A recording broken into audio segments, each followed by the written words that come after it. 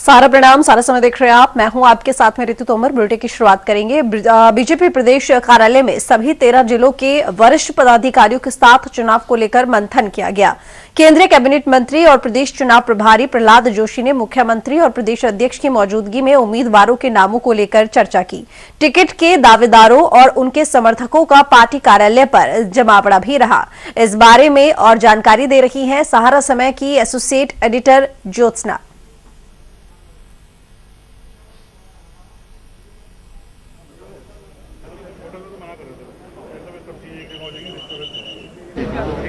आज बीजेपी कार्यालय में बेहद ज्यादा गहमा गहमी है। वजह साफ है, इलेक्शन सामने है। 21 तारीख से नामांकन होना है और प्रत्याशियों की जो चयन की प्रक्रिया है वो अंतिम दौर पर है, यानी कि राज्य स्तर पर जो कवायद होनी है उसको अंतिम रूप दिया जा रहा है। आज यहाँ पर प्रदेश के चुनाव प्रभारी केंद्रीय कैबिनेट मंत्री प्रहलाद जोशी के नेतृत्व में एक बहुत ही अहम बैठक हो रही है, जिसमें 13 जिलों से जिलाध्यक्ष, महामंत्री, पूर्व जिलाध्यक्ष, पूर्व एमएलए बुलाए गए हैं और एक एक जिले के लोगों से पूरी रायशुमारी हो रही है। उस जिले में कितनी विधानसभा सीटें हैं, किस तरीके से कौन कैंडिडेट कहां पर फिट बैठता है, क्या रिपोर्ट है, यानी कि एक फीडबैक लिया जा रहा है। और दूसरा जो एक काम चल रहा है पार्टी का कि पर्यवेक्षक हर विधानसभा क्षेत्र से दावेदारों की लिस्ट लेकर आ रहे हैं। पार्टी की मंशा है कि इस बार एकदम सही दावेदार को टिकट दिया जाए, क्योंकि एंटी इनकम्बेंसी फैक्टर का डर कहीं ना कहीं बीजेपी को लग रहा है। इसीलिए बीजेपी बहुत सोच समझकर, परख कर टिकट देना चाहती है और यही वजह है कि वो हर तरीके से फीडबैक लेना चाहती है। एक तरफ पर्यवेक्षक अपनी रिपोर्ट देंगे, दूसरी तरफ खुद जो चुनाव प्रभारी हैं उनके साथ मुख्यमंत्री, प्रदेश अध्यक्ष, संगठन महामंत्री लगातार फीडबैक ले रहे हैं और ये देखा जा रहा है कि वर्तमान लोग क्या राय दे रहे हैं और जो पूर्व में इलेक्शन लड़वा चुके हैं वो लोग क्या राय दे रहे हैं, और हर किसी की अपनी राय वहां पर रखी जा रही है। पार्टी को एक पैनल बना करके केंद्रीय पार्लियामेंट्री बोर्ड को भेजना है और उसके लिए उसे यहां से जो भी नाम भेजने हैं वो बहुत सोच समझकर भेजने हैं, क्योंकि बीजेपी की जो अपनी सर्वे रिपोर्ट है वहां पर कहीं ना कहीं बीजेपी को लगता है कि केंद्र सरकार के कामों को लेकर तो आम जनता काफी खुश है, लेकिन कहीं ना कहीं राज्य सरकार के प्रति एंटी इनकम्बेंसी ना हो जाए। इसके अलावा जो यहाँ पर एक ट्रेंड चला आ रहा है कि 5 साल कांग्रेस 5 साल बीजेपी, वो उस मिथक को भी तोड़ना चाहती है और एक बार फिर से यहाँ पर बीजेपी की सत्ता में वापसी चाहती है, तो उसी के लिए ये एक्सरसाइज चल रही है। कैमरामैन मंजुल सिंह मांझेला के साथ सहारा समय के लिए देहरादून से ज्योत्सना। तो टिकट के दावेदारों के नामों पर मंथन को लेकर प्रदेश के चुनाव प्रभारी केंद्रीय मंत्री प्रहलाद जोशी ने कहा कि बीजेपी जीत के लिए तैयार है और सभी योग्य लोगों को मौका दिया जाएगा। हाँ, चर्चा चल रहा है। हम पूरा सबसे उधर के परिस्थिति के बारे में हम चर्चा भी कर रहे हैं और उनके राय भी ले रहे हैं। जिला जो हमारा टीम है, जिला टीम के साथ हम चर्चा कर रहे हैं, क्योंकि जो ग्राउंड रियलिटी है वो देख के हम निर्णय करना चाहते हैं। इसलिए हम जिले के स्तर पर के जो प्रमुख नेता है, जिला अध्यक्ष के, महामंत्री के साथ सबसे बात कर रहे हैं। उत्तराखंड विधानसभा चुनाव के लिए टिकट के दावेदारों के नामों को लेकर मंथन के बाद प्रदेश अध्यक्ष मदन कौशिक और मुख्यमंत्री पुष्कर सिंह धामी ने कहा कि बीजेपी में लोकतंत्र है, इसलिए सभी की राय को अहमियत दी जाती है। इसलिए ग्राउंड लेवल के पदाधिकारियों को भी बैठक में बुलाया गया था और जल्द ही बीजेपी पर्यवेक्षकों और फीडबैक के आधार पर पैनल बनाकर हाईकमान को रिपोर्ट भेज दी जाएगी।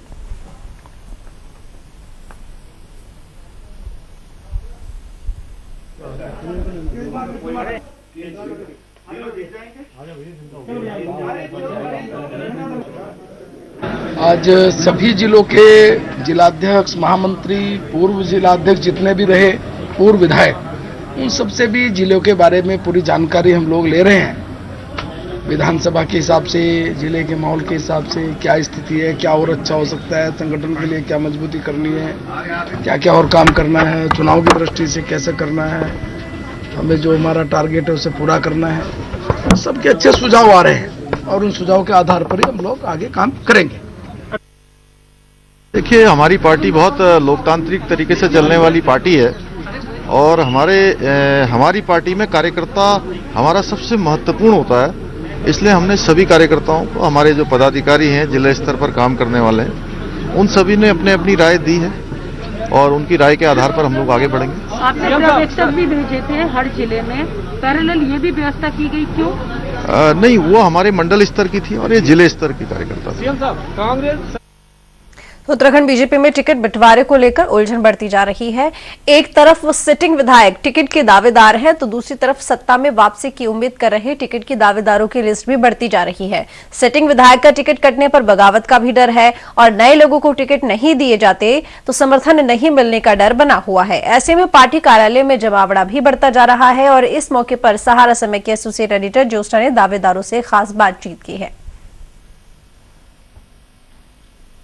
लोगों ने गंगोत्री विधानसभा से किया है और 1952 से लेके आज तक ये मिथक है कि गंगोत्री जो जीता है उसी की सरकार प्रदेश में बनी है। और मैं भारतीय जनता पार्टी से लंबे समय से जुड़ा हूं, मेरे सामाजिक बहुत सारे काम हैं, तो मैंने मजबूत दावेदारी करी है गंगोत्री विधानसभा से। तो मुझे लगता है कि पार्टी मेरे पे विचार करेगी और गंगोत्री जीतेंगे और सरकार बनाएंगे। संगठन के शीर्ष नेतृत्व के समक्ष, प्रदेश नेतृत्व के समक्ष रखा है और चूंकि पार्टी ने 2012 में भारतीय जनता पार्टी के प्रत्याशी के रूप में मुझे विधानसभा चुनाव लड़ने का अवसर दिया था और किंतु थोड़े से अंतर से मैं विजय हासिल नहीं कर पाया, असफलता हाथ लगी। और मन में ये रहता ही है कि जब कहीं असफल हो आदमी तो वो सफलता की इच्छा रखता ही है। तो उस नाते से मैं 2012 से लेकर आज 2022 है तो मैं लगातार क्षेत्र में बना हुआ हूँ, लोगों के सुख दुख में जाने का प्रयास करता हूँ और 2017 के चुनाव में भी पार्टी के निर्णय के साथ खड़ा हुआ और अपने जो वर्तमान के विधायक जी श्री खजान दास जी का प्रस्तावक भी रहा और उनको पूरा समर्थन करते हुए पार्टी को विजयश्री तक दिलाने में अपना योगदान भी दिया। तो आज मैंने भी अपना पक्ष रखा है। पार्टी के शीर्ष नेतृत्व, प्रदेश नेतृत्व जो है मेरे बात पर विचार करेगा और मुझे लगता है कि कहीं ना कहीं यदि मुझे मौका मिलेगा तो मैं निश्चित रूप से राजपुर रोड विधानसभा को एक जीत की तरफ बढ़ाता हुआ मैं अपने आप को समझ रहा हूँ।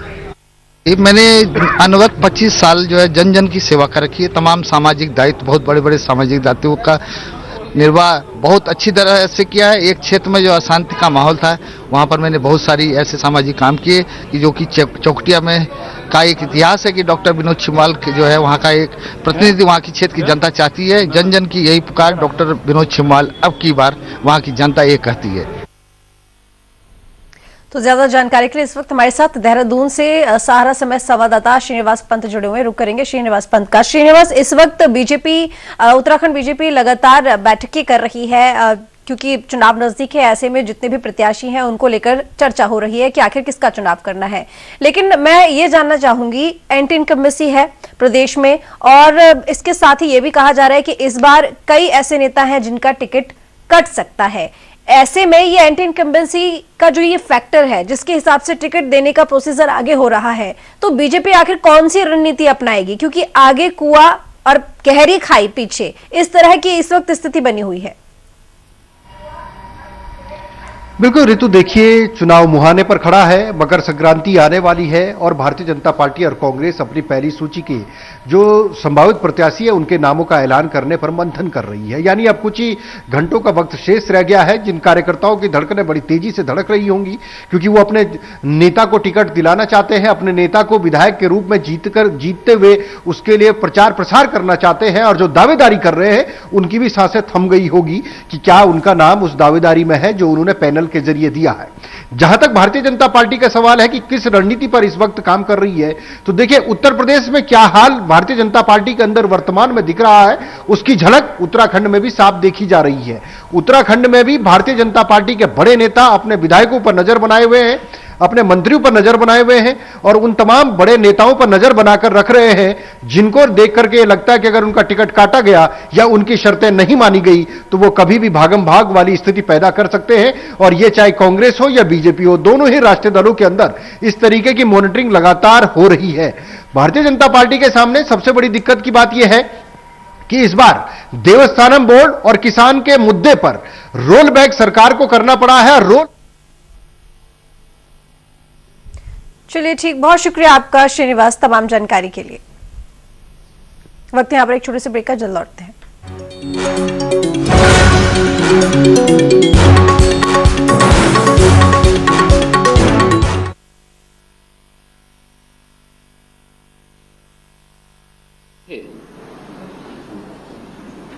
और यह इंटेलिजेंस इनपुट में पहले से था कि प्रधानमंत्री जी की रैली में 1 लाख से अधिक लोग आएंगे।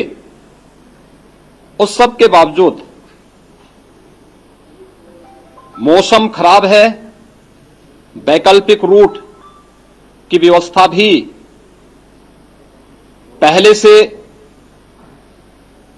वहां के स्थानीय प्रशासन और शासन के संज्ञान में था, लेकिन फिर भी इन सब की अनदेखी करते हुए प्रधानमंत्री जी की फ्लीट को वहां पर रोका गया था जहां पर कोई भी ड्रोन का हमला या सुरक्षा पर आसानी से सेंध लगाने की शरारतपूर्ण चेष्टा हो सकती थी। और इन सब की अनदेखी पंजाब सरकार ने किया। प्रधानमंत्री जी के पंजाब विजिट के दौरान पंजाब के मुख्यमंत्री की उपस्थिति न होना, वहां के मुख्य सचिव और डीजीपी के अनुपस्थित होना, ये ब्लू बुक और प्रोटोकॉल का उल्लंघन तो है ही, लेकिन मुख्यमंत्री पंजाब के मुख्यमंत्री ये कहकर के पल्ला नहीं झाड़ सकते कि वह एक कोरोना पॉजिटिव के संपर्क में आए थे, जबकि उस दौरान हर व्यक्ति इस बात को देखता है कि वे बिना मास्क के विचरण करते हुए देखे गए और वह इन सब की यानी सुरक्षा की खिल्ली उड़ाते हुए भी देखे गए। इस सारा घटनाक्रम इस बात को प्रदर्शित करता है कि देश के सर्वोच्च कार्यकारी प्रमुख की सुरक्षा के साथ, देश की संवैधानिक संस्थाओं के साथ, राष्ट्रीय सुरक्षा के साथ और देश के सम्मान के साथ किस शरारतपूर्ण तरीके से कांग्रेस पार्टी आज खिलवाड़ कर रही है।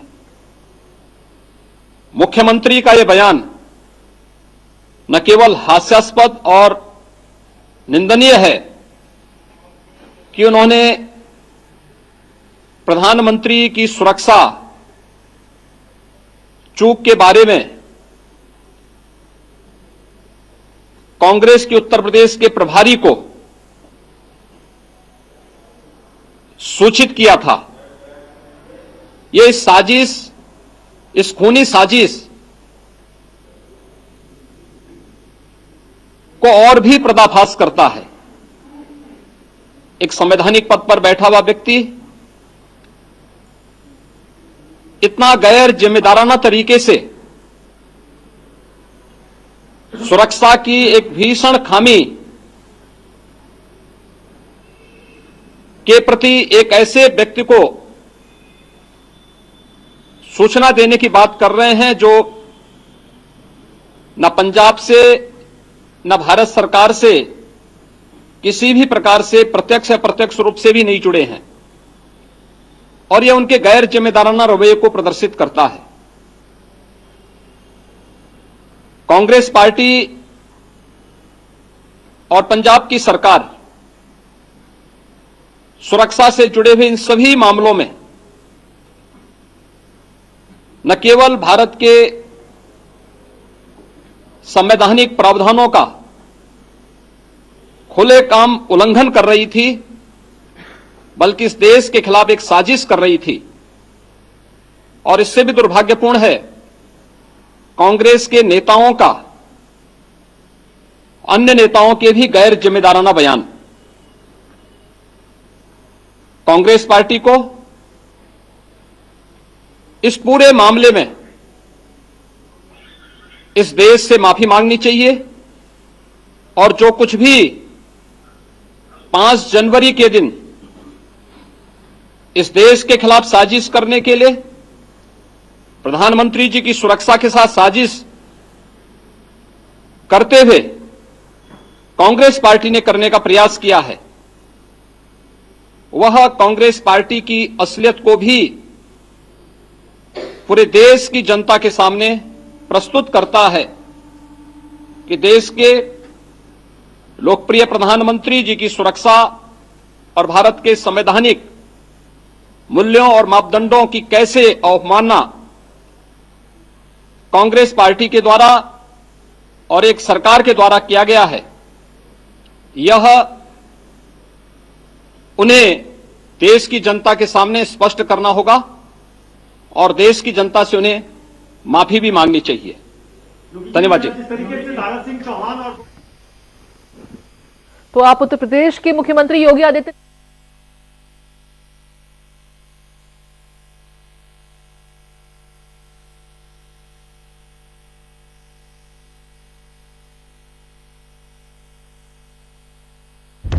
सहारा प्रणाम, हस्तक्षेप में आपका स्वागत है। आज हमारे साथ एक ऐसी शख्सियत हैं, आप हमारे दर्शकों को समझाइए। किसी को कन्विंस न कर सको तो कंफ्यूज करो। अंदाज से नहीं चलता है देश चलता है व्यवहार और कानून से। और बीमारी तो किसी को पूछ के नहीं आती, वो गरीब को भी आती है और अमीर को भी आती है। और नए भारत को बनाने के लिए जो रास्ता है वो जल समृद्धि के मार्ग से जानता है। अगले 3 महीने तक मजदूर से वो पैसा नहीं ले रहे हैं। जो सत्ताएं हैं वहाँ पर उनसे पूछा क्या आपने कि भाई आपने इनको पैदल क्यों चलने दिया? जनरल साहब, सहारा न्यूज नेटवर्क एकलौता ऐसा चैनल है। हमारे चैनल का नाम है सहारा, इसीलिए मैंने दे दिया था कोरोना गो ये नारा। क्योंकि पर्यटक के लिए सबसे जरूरी होती है भरोसा और सेफ्टी। बिल्कुल, ये सारे फॉरेनर होने के बाद भी हम किसी का कम्युनिटी ट्रांसमिशन नहीं हुआ। महामारी में हम लोग तुरंत जाके उलझ गए हैं, ये तो कहा जा सकता है कि सर मुड़ाते ओले पड़े। तो एक तरीके से हमारे कम्युनिटी में एक सेंस ऑफ रिस्पॉन्सिबिलिटी भी था जो पब्लिक ने काफी सपोर्ट किया। आपकी जानकारी के लिए मैं कहना चाहूँगा जी कि यहाँ रिकवरी रेट भी बड़ी तेजी से होती है। नॉर्थ ईस्ट उनके कितना नजदीक है। कोरोना धोना नहीं रहना है अगर अपने भीतर का शौर्य को जगा। यह कोई दैवी आपदा है, प्रकृति नाराज है या इंसान की कोई बड़ी भूल है? मैं जो देख रहा हूँ ये प्रकृति का एक संकेत है।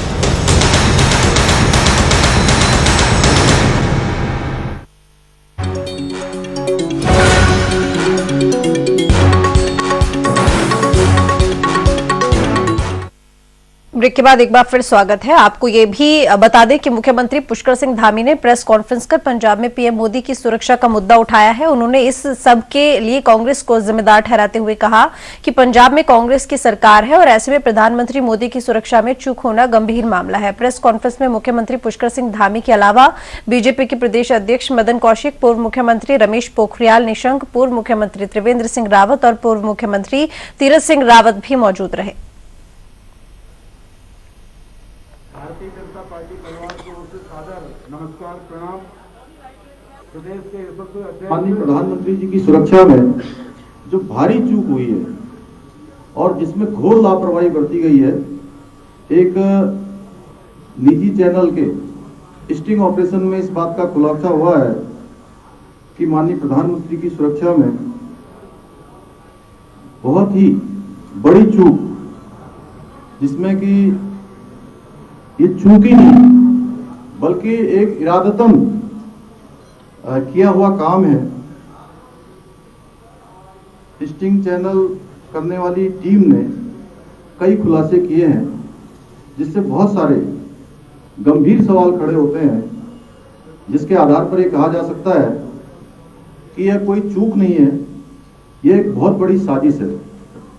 और प्रधानमंत्री जी के जिस तरह से उन्होंने नुकसान पहुंचाने का प्रयास किया है, ये अचानक नहीं हुआ है बल्कि यह पहले से तय था और एक बहुत बड़ा षड्यंत्र था। और यह भी कहा जा सकता है कि यह कोई स्पॉन्टेनियस नहीं बल्कि स्पॉन्सर्ड था। स्टिंग ऑपरेशन में स्पष्ट सुना जा सकता है, आप सभी लोगों के पास उस निजी चैनल का स्टिंग ऑपरेशन आ गया होगा या आ जाएगा, सभी जगह पहुंच चुका है। इसमें स्थानीय एसएचओ और डीएसपी, सीआईडी जो कि प्रधानमंत्री के रूप में उनके रुकावट की जानकारी दे रहे थे, जानकारी होने के बावजूद भी आला अधिकारियों ने इसे लगातार अनदेखा किया और इस पर कोई कार्रवाई नहीं की। इससे यह स्पष्ट होता है कि प्रधानमंत्री की सुरक्षा में, प्रधानमंत्री जी की सुरक्षा में चूक में पंजाब सरकार के द्वारा लापरवाही नहीं बल्कि पूर्व नियोजित एक षड्यंत्र था, उनकी पूरी मिलीभगत थी। तो उत्तराखंड चुनाव में इस बार काफी संख्या में महिलाएं भी टिकट की दावेदारी कर रही हैं। कांग्रेस में प्रियंका गांधी ने तो यूपी में 40% महिलाओं की बात कहकर एक नई उम्मीद जगा दी है। महिला कांग्रेस ने उत्तराखंड में 12 टिकट मांगे हैं, जबकि 70 महिलाओं ने आवेदन किया है। दूसरी तरफ बीजेपी में भी महिलाओं से आवेदन मांगे जा रहे हैं। बीजेपी का यहां तक कहना है कि उनकी पार्टी ने ही महिलाओं को पंचायतों में 50% आरक्षण दिया और बहुत सी योजनाएं महिलाओं को सशक्त करने के लिए चलाई गई हैं। ऐसे में उम्मीद की जाने लगी है कि बीजेपी इस बार महिलाओं को पहले से ज्यादा टिकट देगी। देखिए, क्योंकि ये कारण इसका यही होता है कि हमेशा हमें एक जिताऊ कैंडिडेट की जरूरत होती है। तो महिलाओं को कैसे वो जिताऊ कैंडिडेट बने, कैसे उनका नेतृत्व आगे बढ़े, उनकी ट्रेनिंग ऐसी हो, भारतीय जनता पार्टी वो करने की कोशिश करती है। और महिला मोर्चा की भी ये कोशिश करती है कि हम महिलाओं को ऐसे ट्रेन करें कि हम उन्हें बाकी कैंडिडेट्स के भी बराबर उनको खड़ा कर पाए। तो आज महिला मोर्चा ने भी ऐसा काम किया है और हमारी राष्ट्रीय अध्यक्ष जी ने भी हमसे कहा है कि हमको यहाँ से कुछ अच्छे नाम जो हैं वो हमें दीजिए, क्योंकि वो वहाँ पर सेंट्रल पार्लियामेंट्री बोर्ड में बैठने वाली हैं हमारी राष्ट्रीय अध्यक्षा जी वानती जी। तो ऐसे कुछ नाम जो अच्छे नाम हैं, प्रोबेबल नाम हैं, हम यहाँ से भी भेजेंगे और कोशिश रहेगी कि ज़्यादा से ज़्यादा महिलाओं को हिस्सा मिले।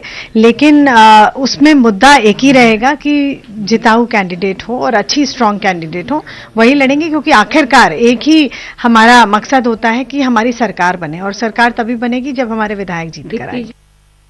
देखिए, हम कार्यकर्ता हैं और कार्यकर्ता निरंतर पार्टी के लिए और समाज के लिए काम करता रहता है। अपनी बात अपने नेतृत्व तक पहुंचाना हम लोगों का अधिकार भी है।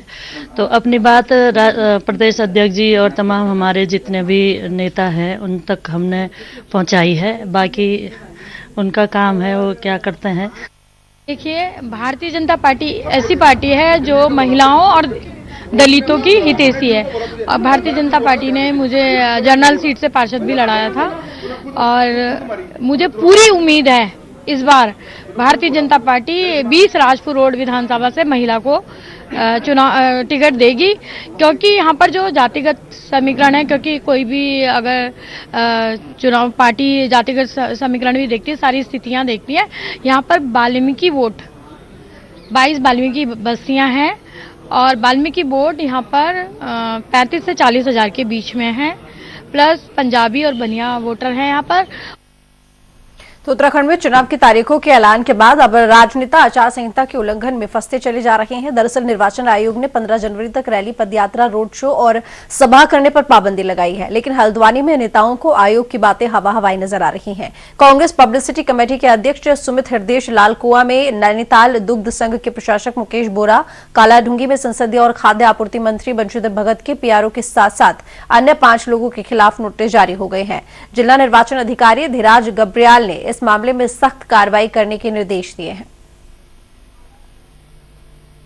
अब तक ये प्रोसेस हमारा चलता रहेगा और इस दौरान उन्होंने क्या एहतियात बरतने हैं उसके संबंध में समस्त राजनीतिक पार्टियों के प्रतिनिधियों को हम लोगों ने अवगत करा दिया है।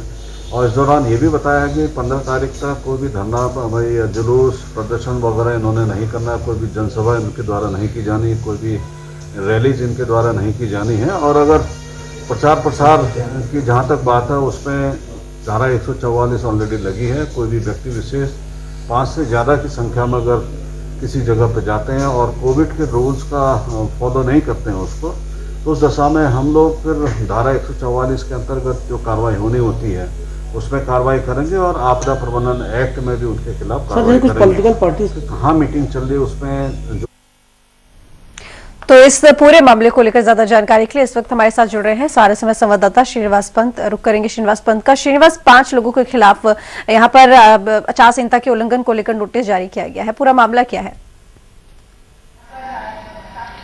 बिल्कुल, देखिए, चुनाव आयोग ने जिस तरीके से तारीखों का ऐलान कर दिया है और उसके बाद प्रदेश में आदर्श आचार संहिता लागू हो गई है, जहां जिलाधिकारी बतौर निर्वाचन अधिकारी के रूप में जिले में काम करते हैं और जिले में काम करने के साथ साथ नगर निगम के अधिकारियों के जरिए पोस्टर, बैनर्स, होर्डिंग्स जो होते हैं, जिनमें भी लोक लुभावन वादे करने वाली जो भी तस्वीर और होर्डिंग्स होते हैं, उनको हटाने का सिलसिला शुरू किया जाता है। पूरे प्रदेश भर में यही किया जाता है। लेकिन इसके अलावा जो टैबलेट का जो फंडिंग है वो खातों में जाना या फिर ट्रांसफर पोस्टिंग के दौरान उनकी ज्वाइनिंग ना होना, बाकायदा मुख्य निर्वाचन अधिकारी ने आज चीफ सेक्रेटरी को भी एक पत्र लिख करके और चुनाव आचार संहिता के उल्लंघन न किए जाने की सिफारिश की है कि अगर कहीं पर उल्लंघन किया जाता है तो तत्काल प्रभाव से ऐसे लोगों को नोटिस दिया जाएगा, ऐसे नेताओं को नोटिस दिया जाएगा और नोटिस देने के बाद वो तमाम नेता अपनी सफाई में जो कुछ भी कहना चाहेंगे उसको लिखित में वो चुनाव आयोग के कार्यालय में जमा कराएंगे। आज कांग्रेस ने भी बाकायदा चुनाव आयोग को शिकायत की है कि भारतीय जनता पार्टी लगातार ई श्रमिक कार्ड को बना रही है। टैबलेट का जो डीबीटी के माध्यम से धन खातों में जा रहा है वो वर्तमान में चमोली जिले में संचालित हो रहा है, उसको लेकर शिकायत की गई है। तो चुनाव आयोग इन तमाम चीजों को देखते हुए सचल जो दस्ता होता है उसको बड़ी मुस्तैदी के साथ पूरे उत्तराखंड में रवाना किया गया है। जहां पर ऐसी खबरें निकलकर सामने आती है या इस तरीके की घटनाएं सामने होती है तो उस पर तत्काल प्रभाव से कार्रवाई की जाती है। इसके अलावा जो सी विजिल ऐप है उस ऐप के जरिए भी चुनाव आयोग पर शिकायत दर्ज की जाती है। ये जो 5 लोग हैं जिनके खिलाफ नोटिस दिया गया है, ये कौन कौन है? बीजेपी और कांग्रेस दोनों की तरफ से बताए जा रहे हैं नेता। बिल्कुल, ये तमाम जो 5 लोगों के अलावा भी जो लंबी फेरिस्त चुनाव आयोग के पास गई है। हालांकि चुनाव आयोग ने नोटिस जारी किया है, उसमें भारतीय जनता पार्टी और कांग्रेस के नेता शामिल हैं। इसके अलावा कई इंडिपेंडेंट जो कार्यकर्ता है जो चुनाव लड़ना चाहते हैं वो भी हैं, क्योंकि चुनाव आयोग की गाइडलाइन का अनुपालन जिन तमाम राजनेताओं को करना है इस चुनाव 2022 के मुहाने पर है। और अब किसी भी वक्त जिस तरीके से 21 तारीख के बाद नॉमिनेशन की प्रक्रिया शुरू हो जाएगी, सबकी नजरें टिकी हुई है कि सूचियां जैसे ही जारी होंगी उम्मीदवारों की, बीजेपी और कांग्रेस की। आम आदमी पार्टी की बात करें तो उन्होंने 42 नामों की सूची जारी कर दी है। उत्तराखंड क्रांति दल ने 16 नामों की सूची जारी कर दी है। निर्दलीय अपनी ताल ठोकने के लिए 21 तारीख का इंतजार कर रहे हैं। तो उसके बाद और भी नोटिस आने शुरू हो जाएंगे। यह एक प्रक्रिया है और इस प्रक्रिया की शुरुआत हो गई है। चलिए, बहुत शुक्रिया आपका तमाम जानकारी के लिए श्रीनिवास। वक्त है एक ब्रेक का, जल्द लौटते हैं।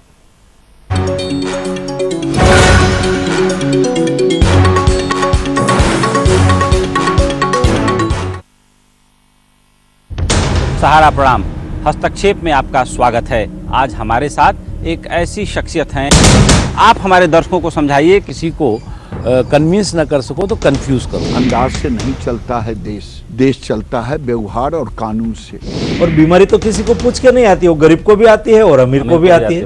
और नए भारत को बनाने के लिए जो रास्ता है वो जल समृद्धि के मार्ग से जानता है। अगले 3 महीने तक मजदूर से वो पैसा नहीं ले रहे हैं। जो सत्ताएं हैं वहाँ पर उनसे पूछा क्या आपने कि भाई आपने इनको पैदल क्यों चलने दिया? जनरल साहब, सहारा न्यूज नेटवर्क एकलौता ऐसा चैनल है हमारे चैनल का नाम है सहारा, इसीलिए मैंने दे दिया था कोरोना गो ये नारा। क्योंकि पर्यटक के लिए सबसे जरूरी होती है भरोसा और सेफ्टी।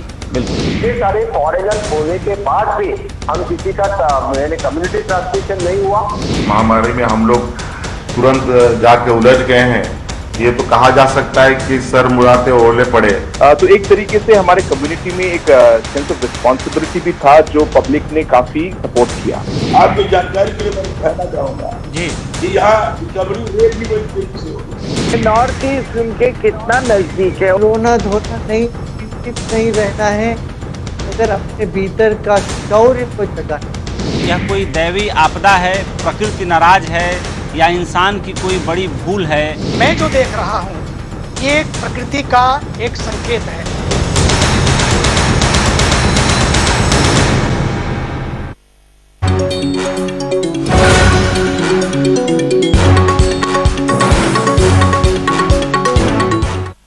ब्रेक के बाद एक बार फिर स्वागत है। उत्तराखंड से बड़ी खबर आ रही है, जहां कांग्रेस ने पूर्व प्रदेश अध्यक्ष किशोर उपाध्याय को पार्टी ने सभी जिम्मेदारियों से मुक्त कर दिया है। प्रदेश प्रभारी देवेंद्र यादव ने पत्र जारी कर जानकारी दी है। पार्टी विरोधी गतिविधियों के बाद ये कार्रवाई की गई है।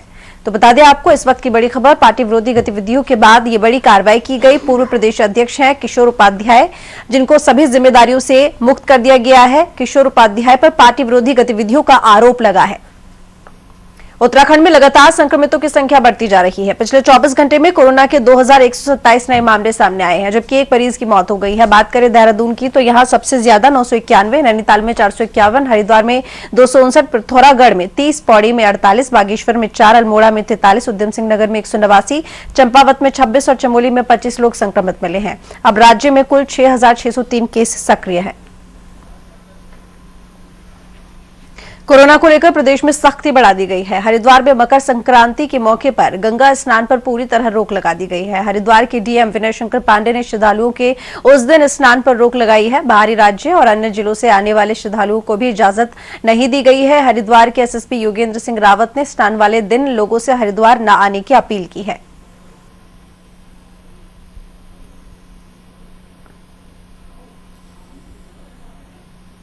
तो इस बारे में और बात करने के लिए हरिद्वार से हमारे साथ मौजूद है सारा समझ संवाददाता स्वरूप पुरी। स्वरूप, कोरोना को देखते हुए मकर संक्रांति पर जो स्नान होता है हरिद्वार में, उस पर भी रोक लगा दी गई है। इसके अलावा और कोरोना के बढ़ते हुए संक्रमण को देखते हुए क्या क्या कदम उठाए जा रहे हैं?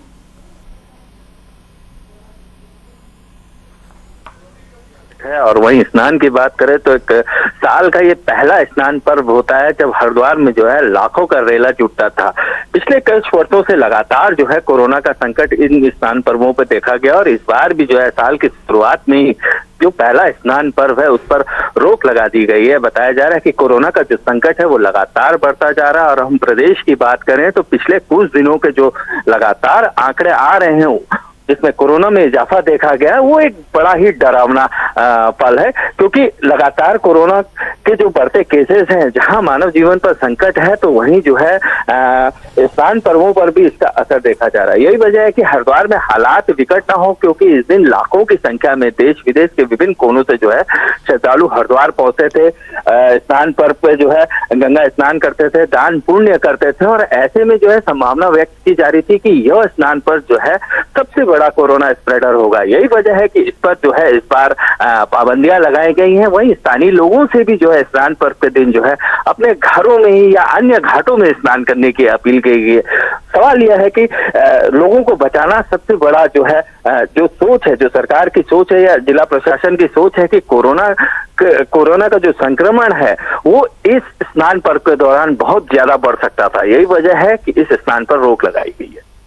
चलिए, बहुत शुक्रिया स्वरूप आपका तमाम जानकारी के लिए।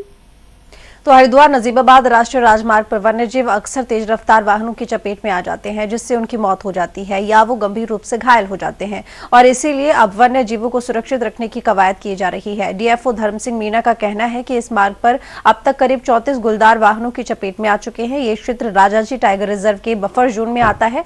चिड़ियापुर, श्यामपुर और रसियाबाड़ रेंज के बीच से गुजर रहे इस 30 किलोमीटर हाईवे पर वन्यजीव कॉरिडोर है और इस बार फिर से वन्य जीवों के लिए सेफ पैसेज बनाने के साथ ही कई प्रस्तावों पर जल्द फैसला लिया जा सकता है।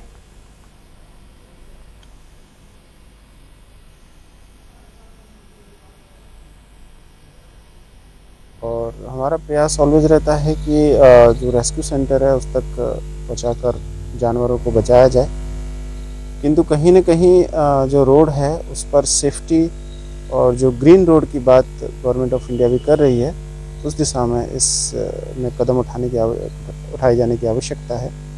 साथ ही हम लोग भी पब्लिक को अवेयर करने के लिए कि बंदरों को खाना या केले वगैरह रोड पर नहीं दें, उसके लिए साइनेजेज वगैरह हम लगाए हैं, आगे भी और लगा रहे हैं।